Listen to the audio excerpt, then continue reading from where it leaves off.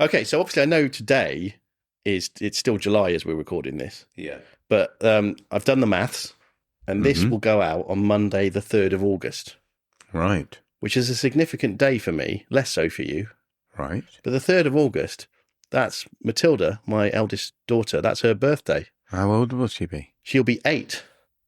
Happy birthday, Matilda. So that's it's quite exciting. Now, sounded a bit sinister then when I said it, sorry. But, I mean, it's fine. I mean, I don't actually think Matilda will be listening to this, but she may hear it. She sometimes does listen while I'm doing, certainly the editing. She'll listen to that. Because I tend to do that without headphones on. I tend to just do that. And then my daughters are in the same room.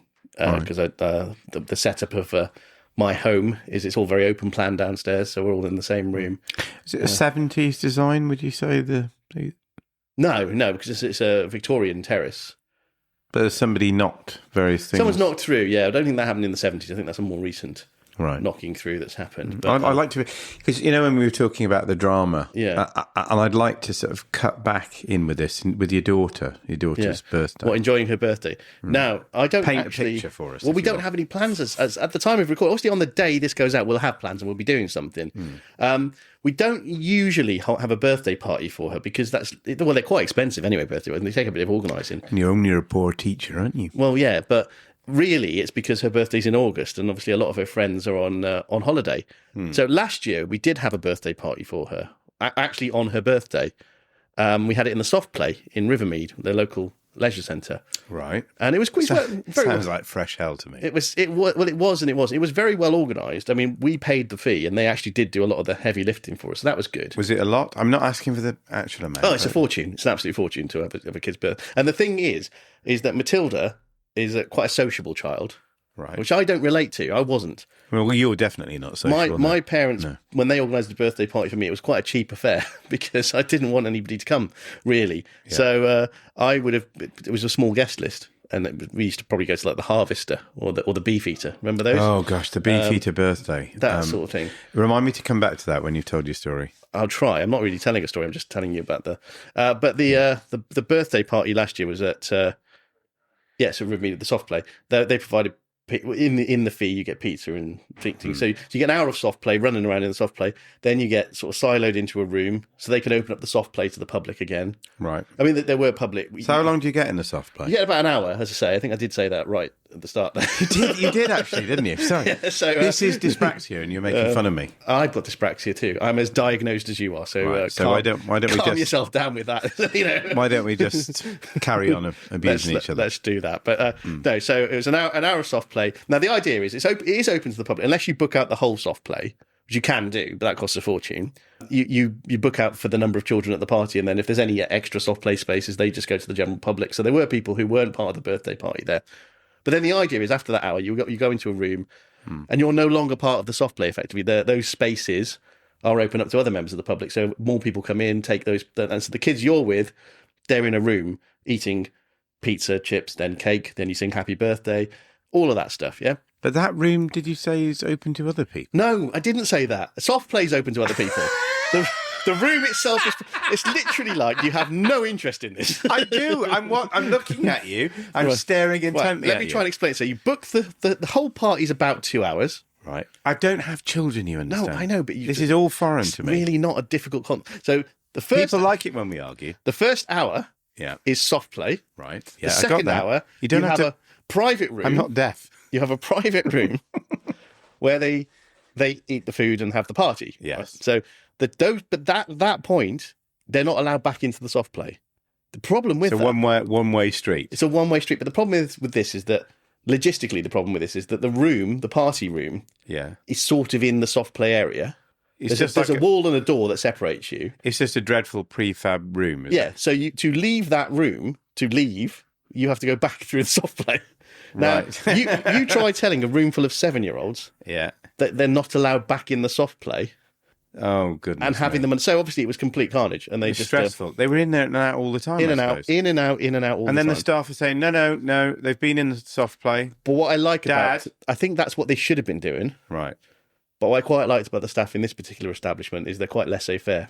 Right. And they let... To the extent that I've taken... the way you pronounce that. I've taken my children to the same Soft Play at other times, and I always pay to go in, but they never check really, and it sort of irritates me sometimes that I'll go in and I've paid, and then other people you can see they've taken their kids swimming or something, and then they just pop into the They've soft joined play. your party. Not the party. This is just another time you go into the soft play, and people come in without having paid for the soft play, which is a bit irritating.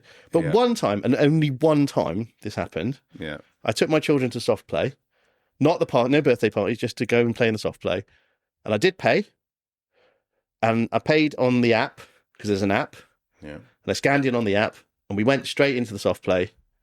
Oh, no, it was after a swimming lesson, but I had paid. And that's the important point. So you weren't one of the people who were making fun of? I wasn't, no. I'd paid, but we went swimming first. My daughter had a swimming lesson. And then immediately after the swimming lesson, we went to soft play. But we were the first ones in. So we went straight from swimming into the soft play. So I didn't go back via reception to check in because I'd already paid on the app. Right. And I had evidence on my phone that I'd paid. I'm sure the listeners have got this. It's quite confusing for me. It's not at all confusing. Yeah. We went to... This is nothing to do with my daughter's birthday party either. No, I know, but that's why it's confusing. This is just a soft play. This is just a different timeline. You coped with Daniel Kitson the other night, moving across timelines. Yeah, I did actually. Cope with me. It was pretty well written. I mean, obviously, he's much better. And I haven't written this. I'm ad-libbing. Yeah. But we went swimming. We went to soft play immediately afterwards. We didn't go back via reception. So we came straight from the swimming change rooms into the soft play. But I'd paid, and you could see that on the app. Right. And this very officious manager stuck us down on the excuse me, mate, have you paid? I said, yeah, I have. It's on the app. Well, you need a wristband. You don't need a wristband. They never check. Okay, they never check. But on this occasion, this man said, you need the wristbands. I said, well, look, you can clearly say I've paid. There's only me and my kids in here. We're the ones who've. And he said, no, you need to go back down to reception. He was hell bent on that wristband. Now my kids had already taken their shoes off. They were in the soft play. Reception is just round the corner, so I could have nipped there. And he said, no, you've got to take your kids with you. I was like, well, but they're basically supervised by you while I go and sort this out. I mean, what's what the are you problem? paying for as well? Well, I'd already paid. I had to go and just pick up. No, I know you'd paid, but what's included in this payment? Presumably, they just run around in the soft play. Yeah. Yeah. So I had to take them out of the soft play that I'd paid for in order to go and get wristbands that they then didn't wear because you don't have to wear them. You just have to be able to show them, and nothing changed really. I mean, this doesn't sound very relaxing, does it? No, but it's awful. I used to really hate taking when it was when Jemima was sort of one. She needed up until about the age of 2.5. She needed a lot of supervision, and I'd end up having to go into the soft play myself, which is it's quite exhausting actually. Yeah, it's not something I'd find. I never liked the ball pit either. No, but then there was a moment where Jemima suddenly was quite independent. And at that moment, it suddenly becomes an okay thing to do because then I just go and say, off you go, kids. And then I can get myself a coffee. There's a coffee shop there. That's the only upside. Get a coffee. And actually, there was a time when I just had my headphones on. I would miss the bit when you got the headphones on. You do miss the bit where they go, "Dad," and they're right at the top and they're waving. You miss that. So then I realised you can't have the headphones on. You've got to be able to hear them. But otherwise, there's a lot of dad and no reaction. Not dad, and that doesn't make you look like a good parent. Well, you're actually not being a good parent, are you? But I could get a coffee, and it's all right. And now we're at the stage where, although Matilda had it for her birthday party last year. Yeah, she's sort of that was actually, as it turns out, that was the upper end of when you can have a birthday party for a child turning 7's just about okay.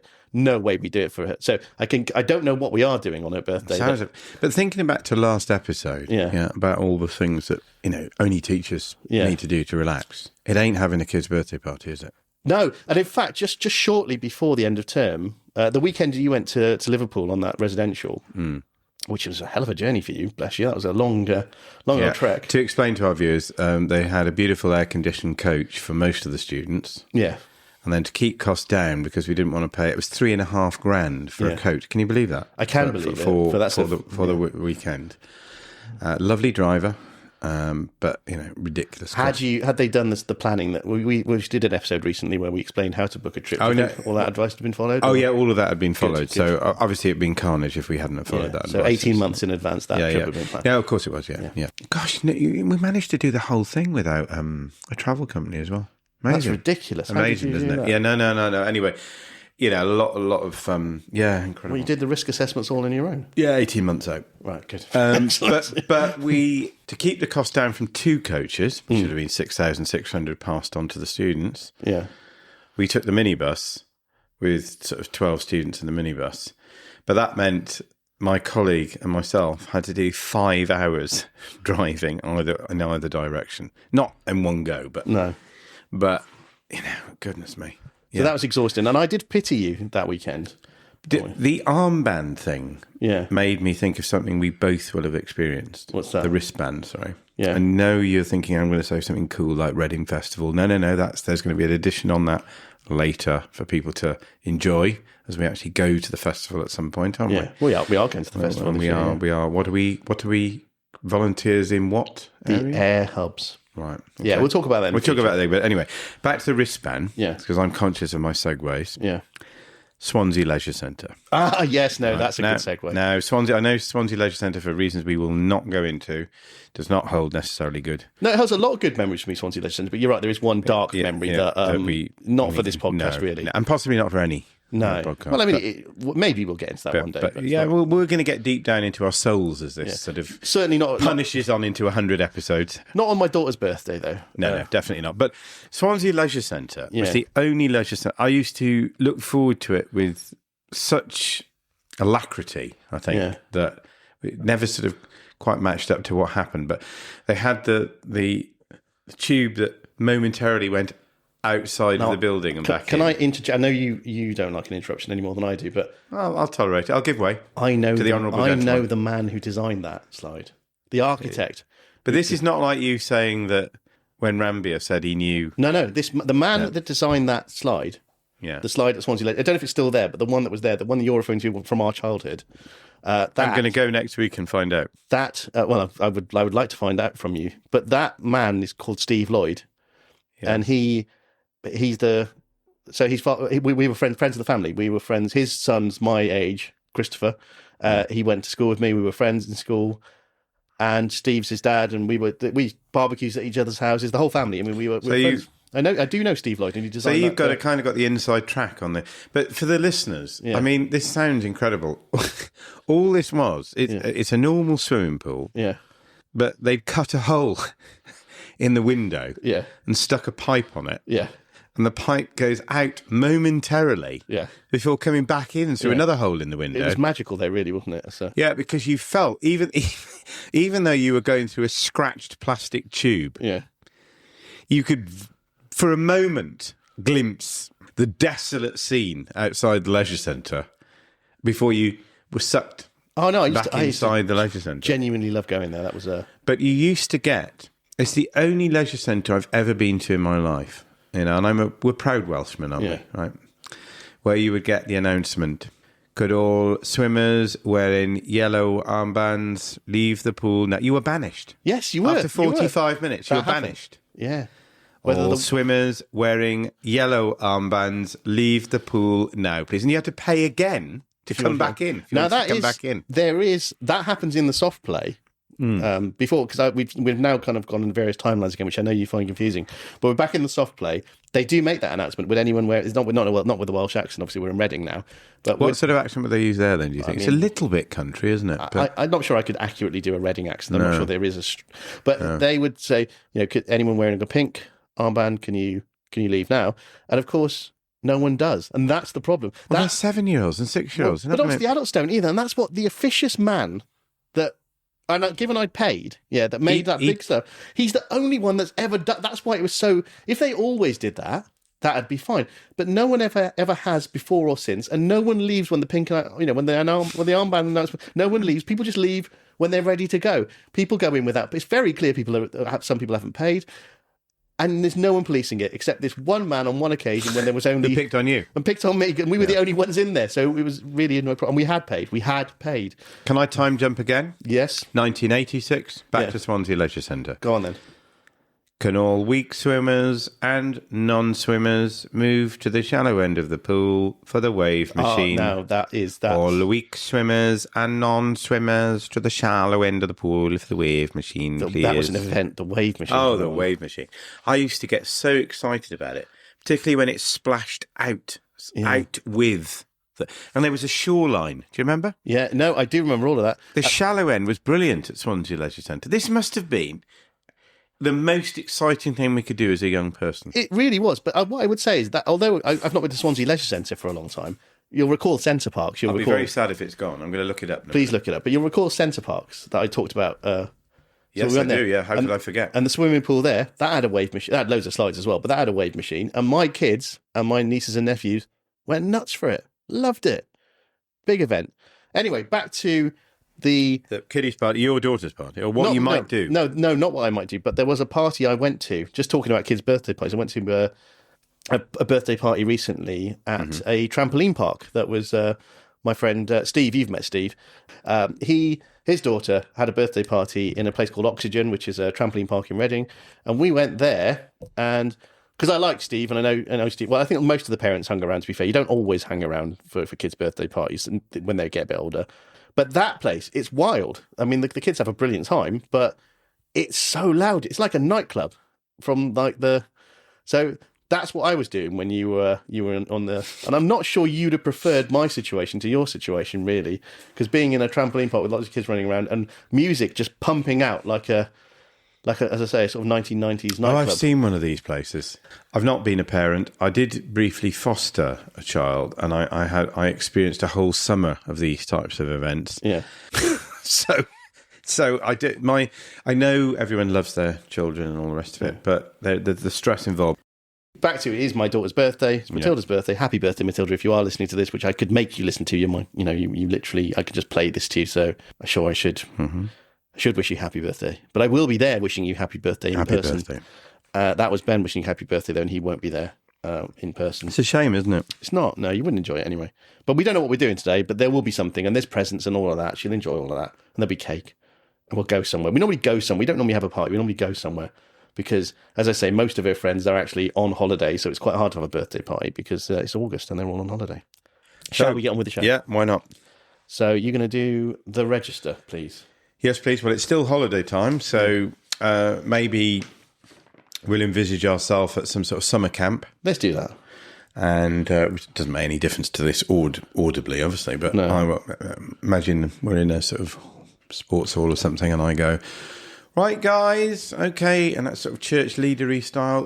Who's here? James? Igen it vagyok. It sounds... like you're having difficulties on the toilet. Could you try that again? Well, I don't know if I got it right anyway, but Igen it vagyok. Is it Icelandic or something? If I've pronounced it correctly, and there's every chance I haven't, that's Hungarian. Now, there's a reason for that. Right. And the reason, Matilda will be able to correct me because Matilda teaches herself Hungarian on Duolingo.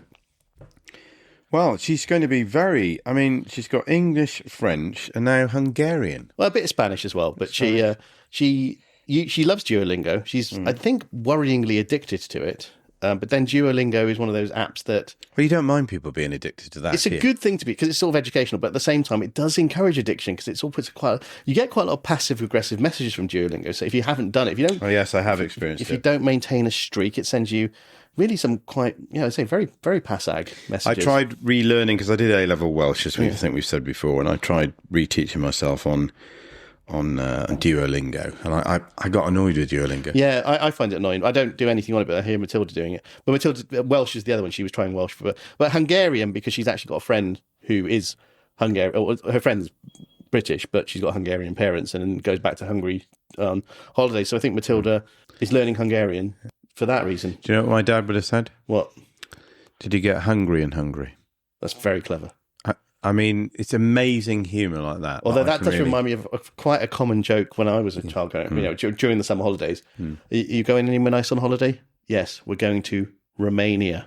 Oh, yeah, I've got it. Yeah. And then you go, really? What, Bucharest? Yeah. And they go, no, we're going to Romania. My dad also said, and he repeated this several times, he's quite proud of himself, when I said we were going to shun. Yeah. Shun, right? And just listen to my dad's ability to do a joke now, right? I said, we're going to shun ski trip, Dad. And he went, shun? Make sure you don't hurt your shins in shun. No, I quite like that. It's terrible. But this takes me back to... You see what he did there? It was a skiing holiday. Yeah. So I might hurt my shin, mightn't I? It's very, very clever. It's awful, but it's sort of brilliant. Yeah. Because there's a lack of shame to that I admire. Yeah, he didn't experience shame, my dad, at all. Not at all. And I think that comes across in his sense of humour.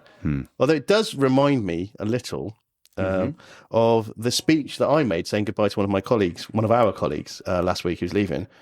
And I referenced the fact that she likes reading, and she's not from Reading. She likes reading, and she also likes the town of Reading, and she's leaving Reading. That was the sort of, and then I kind of confused myself as I was reading the speech over Reading and reading. I like that, actually. It actually went, that was the only bit anyone laughed at. That was a real barnstormer, that one. The actually well-crafted jokes that I made. You know that was why. That's the typical thing teachers would laugh at. Yeah. Isn't it? Well, they did. Typically teachers did laugh at that. They did, yeah. One of the mistakes I made was actually accidental as well. I did misread Reading as reading. But it really worked. Yeah, that was... So is that a postcard I can see you clutching in your hand? I have many, as you know. I think Matilda would quite like this, actually. I don't know you will, but...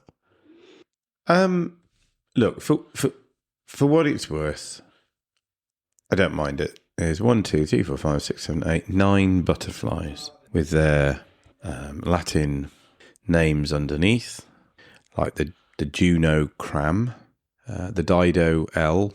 They look very pretty. For what it's worth, I quite like butterflies. You like butterflies? So there's nothing whatsoever offensive about that, but I don't know necessarily why anybody would have it, but it beats having real butterflies pinned to a board, which used to be the case, didn't it? Perhaps that's what it's in lieu of. I think if you like butterflies, you'd like this, and if you're indifferent to butterflies... I never like butterflies pinned to a board, do you? No, I don't like that. It's very odd. It's a bit like taxidermy. Very odd. But this is sort of vaguely educational. It doesn't... It's got a sort of retro vibe to it. Yeah. Yeah, I thought that's quite pleasant. I would almost consider wearing a T-shirt with that as a panel on it. I don't think I'd go that far, but maybe. Oh, I said almost. Almost, good. I would not be as close to almost, but I'd almost be almost, perhaps, if that helps. I prefer my David Bowie or my Guns N' Roses. Right.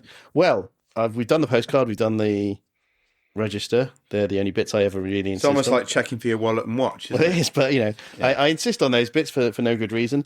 And now I've got a list for you. Well, I think I've been pretty compliant with it as well. You have. You've done very well with that. Thank you. It's not naturally something you'd go along with. But here we go. Yeah. It's the summer holidays still. And yes, indeed. Some of our teacher colleagues, and indeed us, and perhaps more us than them, but definitely all teachers, I think, might need some ideas for earning extra income. Oh, well, actually, I'm very interested in this because I'm Thoracic Jack. 16 summer job ideas, 16 of them.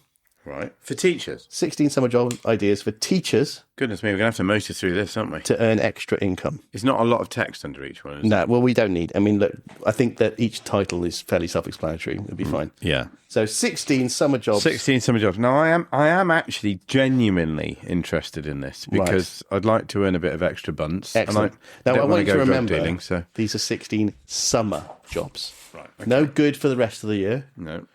But during the summer, ideal. For a teacher. For a teacher. Only for teachers. Only in the summer. Okay, right. I think we've got the general gist of it. I think I know where this is going. But 16 summer job ideas for teachers to earn. Don't need to be Einstein, do you, to see where this is going? So, number 1, tutor. Nobody's going to want tutoring in the summer holiday. Thank you. Number 2, online tutor. Completely different, of course, aren't they? Totally those different. Two. Right. Seeing as 99% of tutoring probably is done online these days. Gone are the days when... who's at the door? I think it's my English tutor again. Yeah. No. But according to this, right, 2 different jobs, okay? Yeah. They've actually got the salaries on here as well. It's a national average salary for the tutor, £26,238 But it's a summer job. You're not going to earn £26,000 in the summer, are you? According to this list, no. Well, if you do, I'm tutoring as of now. This is where this is different. So tutor, £26,238 average salary per year. Yeah. Whereas for an online tutor, it's a very different £26,238. Oh, do the maths there. What's the difference between those two according to this list? Quick. No, there's the same money. It's the same amount. Oh, it's the same. It's identical. They're identical. Right. So no maths I required. thought there was a £50 difference. No. They've listed them as two different things, but they've got the same average salary because, of course, they are the same. But it would have been even funnier if there was £50. It would, because I'd have wanted to know what the. It would have been. Anyway. That would have been funnier. It doesn't feel like these people were trying to make a comedy list for us. They just for us. They've just done it by accident. Right. No. Number 3, and this will bring in a salary of £30,474 per year. Guaranteed. I don't understand the per year because they're talking about fine, but anyway. Let's just okay. Yeah. Freelance writing. Come off it. That's ridiculous. You're not going to earn anything from freelance writing, are you? You've been freelance writing for years. I do freelance write. And myself. how much has that brought in? It costs me money. 30 grand. Yeah. You'd be giving this up, wouldn't you? I absolutely would for that. And so would I. I would just pull in triple shifts. Right, number 4, English as a second language instructor.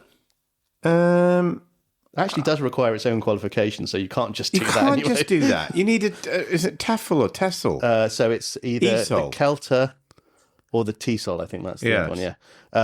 Which would cost you money to do. I thought about doing this about 20 years ago, and 20 years ago it was £1,000 for the qualification, so God knows what it is these days. So you had 4 weeks intensive training. So this year, let's get this straight. If you wanted to do that this year, you'd have to give up your summer holidays to train and fork out probably £2 grand for it. Yeah. So but then all of the jobs, because I did look. Sounds into like a good idea, doesn't it? I did look into it at one point before I had children and things, thinking about this might be something I genuinely could do during the summer. But most of those sorts of jobs they overlap with term time, so you actually couldn't do it anyway, even if you were qualified. So it's nonsense. Well, it's all right. It's been very helpful so far, though. Number 5, blogging. There's no money in this, and also basically freelance writing. I'd have thought. Yeah. It's no different Right. Because most of the writing's going to be online, isn't it? You're hardly going to be putting pen to paper. Right. Okay. Number 6. But what are they saying the salary is for the blogging? There's no. It's an hourly rate. Oh, is it? Yeah. How does that work? I don't know. £14. You're a blogger, and you're a very good blogger. What are you missing out on? £14.88 per hour. Seems remarkably low compared to the others, doesn't it? The tutoring, £30,000 a year, or whatever it is, but no. No, freelance writing's 30,000, but yeah. But blogging's £14. Right. Let's fix that. Obviously, ridiculous. 16 of these, and we're only on number 5. So number 6, data entry clerk. You can't just. I mean, it's a job I have done in the past. Yeah, it's a job I could do. That call centre, was it? And I've done a job where literally my job was data entry, and that's all I did. That must have been interminable. It was awful, but I did have to apply for that job, get that job, and then stay in that job for a reasonable amount of time. I couldn't just pop in for 6 weeks over the summer. No. They didn't require me. Although I did do train announcing at Cardiff Central Station over the summer holidays. Yeah, that was great. When you're a student, but if you think about it, though, student summer holidays a bit longer than teacher summer holidays. So there is time to get a job during the summer when you're. I've had some great summer jobs. Yeah. Okay, number 7, property preservation specialist. Oh, this is nonsense. What?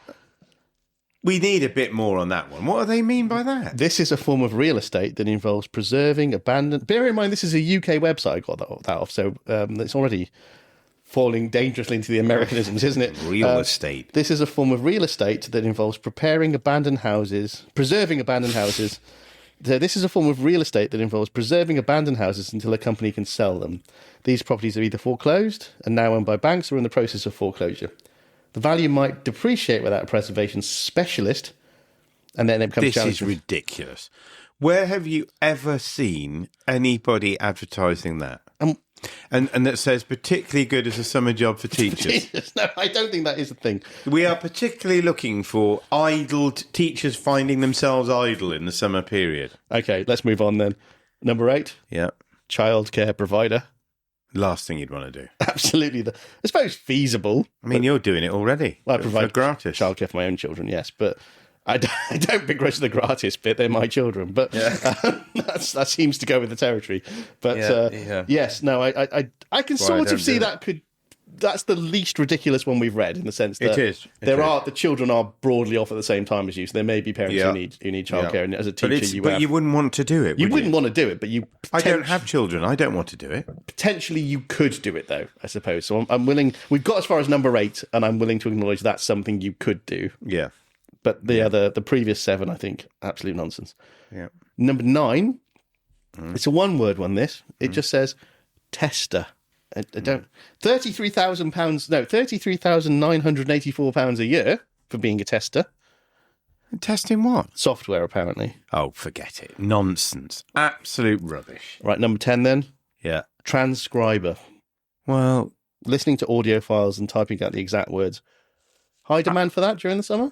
No, and I doubt there's any demand for it. No AI's on the scene, would you? It would just listen to it and do it itself. They're not going to employ somebody to do it, are they? Although I imagine AI wrote this list, ironically. Number 11, proofreader. Same, AI. Yeah, does it. Absolutely. Number 12, dog walker. Well, plausible nonsense, really, but the idea that you'd be able to just pick it up for the summer. Yeah, but where do you get your customer base from? £21,802 a year if you can, though. Well, yeah, but it would have to be all the other teachers who had dogs. Yeah, who were going on holiday when you weren't going on holiday. That's the only time you could do it. I can't think of anything worse than having people's smelly dogs to deal with. So let's move on then. Yeah. Number 13. Food delivery driver. Well, again, by the time people don't understand this, you would have to get some sort of training in. Yeah, you'd have to have your insurance changed on your vehicle. This is not something you just go and do. I could sort of accept it as maybe part of the gig economy. Deliveroo type, maybe. Yeah, but even then, they require an application. Yeah. You'd have to go on a training course. You'd have to get this particular And they're probably thing. not going to be that interested if you could only do it for 6 weeks a year. No, so. And I'm absolutely sure it would not be worth your while. No. It claims £25,609 a year, but... I think you'd find every delivery driver would be delighted if they were getting that. I think it's probably... I think that sounds like a load of rubbish to me. Number 14, server. I'm going to read this one to you. Right. As much because the first sentence just demonstrates how poorly put together this actually is. It says, a restaurant server is also a server or server. So this has been proofread by one of those proofreaders, hasn't it? They could do with employing a proofreader. It says they show customers where to sit, take orders. It's a waiter, isn't it? They show customers where to sit, take orders, answer questions about the menu. No, they're never called servers. That's a waiter. So it's Americanism again, slipping in. Well, don't forget to tip your server. Right. So number 15 is nothing American about this, though. Right. Camp counselor. These are all masquerading as UK, and they've just taken whatever's the American list and just shoved UK on the top. They have, yeah. This is, I think we can name the company on this one. I'm all right with that. Yeah. It's Indeed.com, the big recruitment company. Yes, yeah. Yeah. Are they owned by some American? I think they must be. That must be. Oh, Indeed, right. Man. So number 16, barrister. Oh, come off it. Sorry. Barista. I've misread that as barista. Sorry. I wouldn't have been, to be honest, the way the list was going on, I thought there was some sort of way you could... No, I mispronounced that on purpose because I've always found that terminology quite amusing. I'll tell you what you were doing. What? Reading and reading again. I was reading and reading, yeah. But barista, obviously, is a ridiculous job title anyway. It is. You're a coffee shop serving person. I mean, there's got to be a better name for it than barista. Coffee maker. Coffee maker. You are a coffee maker literally personified, aren't you? Yeah, so barista. I remember once, and I don't want to, because it's fine, it's a job, and I don't want to do down We're not anyone. making fun of baristas, are we? But it's the job title I make fun of. But I do remember once, and this is back into sort of a Cardiff memory. I don't know if you... do you ever spend much time in Roath? Well, you would have done, wouldn't you? Of course I did, yeah. So there's Roath... My mum likes to walk around it every week. Sunday mornings in Roath, there's a Roath Market, which is a bit of a... It's one of those sort of farmers markets. It's a little bit, which isn't a farmers market. It's without the accent, though, I'm happy to say. Well, no, because it's not far. It's one of those sort of middle-class, sort of pretentious places. There's not too many people from that part of Cardiff on the old market on that day, is there? No. It's overpriced chocolate, homemade, handmade goods, things like that. That it's macadamia nuts, that sort of thing. Yeah. And there was a coffee maker, someone selling coffee, which is fine. That's absolutely fits in with that kind of demographic. That sort sourdough. So that sort of thing, yeah. Yeah. And I remember going to the coffee cheese because the coffee stall was selling coffee you could buy to drink there and then, but also coffee beans you could take away For your home. What's the point? And I remember I just wanted a coffee because I was walking around this market. Quite enjoyed it, actually, but I was never going to buy anything. But I did fancy a coffee. So not because it was made in this market, but just because it was there. And I wanted, it was the nearest place to get a coffee. And I went over and the guy was talking up the beans. He said, well, the thing is, because you'll really taste the difference with this coffee. It's just, because I'm a barista and I know what I'm talking about. And I thought, well, you're just somebody who works in a coffee shop, aren't you? I mean, I'm not saying you don't. You're going to know a little bit, aren't you? Because you sell it, but not. Yeah. You're not writing a coffee journal that's the best-selling publication. Yeah. You just, and I didn't want to do him down, but it seemed like he was overselling his skill set a little bit. Yeah, it does. I think I agree with you. Yeah, but it was a perfectly nice coffee. I mean, I wanted. There need to be. I think some other food vendors need to see if they can find similar words. I mean, you don't. I prefer it to be an ice cream purveyor. I don't want an ice cream salesman or an ice creamster. Whatever. There needs to be, because to me, there's the same level of skill goes into that, doesn't it? Yeah. I'm a gelato technician. And of course, you've got to talk about a mixologist these days as well, haven't you? But at least with that, there are thousands of different cocktails, aren't there, that require somebody to do the Tom Cruise with. Yeah. There is something about that feels theatrical, and you'd have to be quite knowledgeable, wouldn't you? I tell you what, you can order a latte, and if you get a latte with that sort of leaf shape on the top, there is some skill. There's a skill to it. But I just an odd job title, really. Yeah. No, and I like a coffee. I don't want to alienate. Anyway, the whole point is, let's take it that it is a highly skilled way of producing coffee. Yeah. The idea that you were going to be able to squeeze this into your summer holidays. Well, no, exactly. And become proficient enough to earn whatever it says on there. It's ridiculous. And also, I wouldn't bother because I'm going to earn more, significantly more, as a tester. Yeah. Or a childcare. Actually, do you know what? The highest paid job on this list, by quite a long way, is childcare provider. Well, we're in the wrong game. And that's the one you could do, actually, though. So that's possibly a bit of extra money there. So, yeah. Well, carry on. I'm still haven't found what I'm looking for. We've done the list. That's the whole list. Oh, that is We've done 16, yeah. That's 16, was it? 16, yeah. So, it flew by, didn't it? It did fly by, actually.